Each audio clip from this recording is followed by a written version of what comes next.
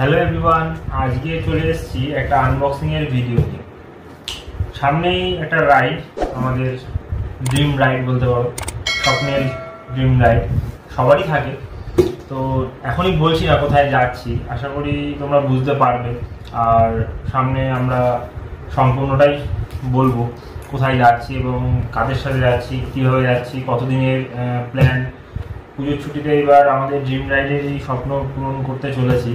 তো সেই জন্যই একটা নতুন হেলমেট নেব না ভেবেছিলাম, কিন্তু লাস্টে পছন্দ হয়ে গেল, তাই আর লোক সামলাতে পারলাম না।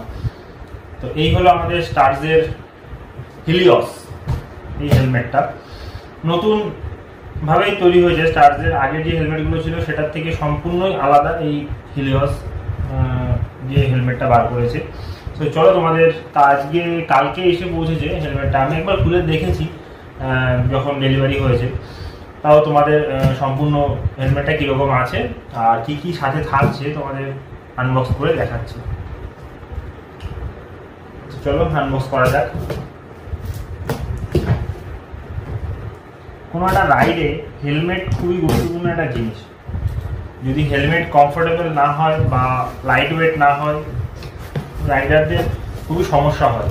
সেই কথা মাথায় ভেবে আগে স্টার্সের যে হেলমেটগুলো ছিল সেই হেলমেটগুলো প্রচণ্ড ভারী ছিল, কিন্তু এখন যে হেলমেটগুলো এসছে, বিশেষ করে এই হিলিওসটা সত্যি খুব ভালো। বক্সের ভিতরে এরকম একটা পাউচ রয়েছে, তার ভিতরে সুন্দর একটা ব্যাকিং করা এরকম একটা ব্যাগের ভিতরে হেলমেটটা রয়েছে। যেমন দামি হেলমেটগুলো এরকম থাকে, একদম স্টার্সের এই হেলমেটটাও সেম ভাবে প্যাকিং করা আছে। সরিয়ে রাখি, এটা খোলা যাক। এই হচ্ছে আমাদের আজকে দুর্দান্ত একটা কালার, দেখেই মনে হচ্ছে যেন একটা প্রিমিয়াম হেলমেট, কিন্তু এটা স্টার্সের হেলমেট। আগে স্টার্সের হেলমেট ডট সার্টিফাইড ছিল না, কিন্তু এই হেলমেটটা এখন বর্তমানে ডট সার্টিফাইড। আইএসআই তো ছিলই, কিন্তু সেই সাথে আবার ডট প্রো সার্টিফাইড।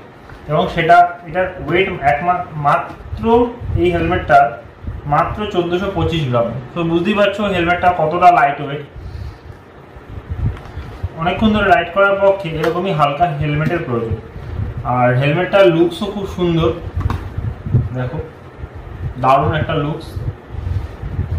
গ্রাফিক্সটাও খুব সুন্দর, নিয়নের ওপরে।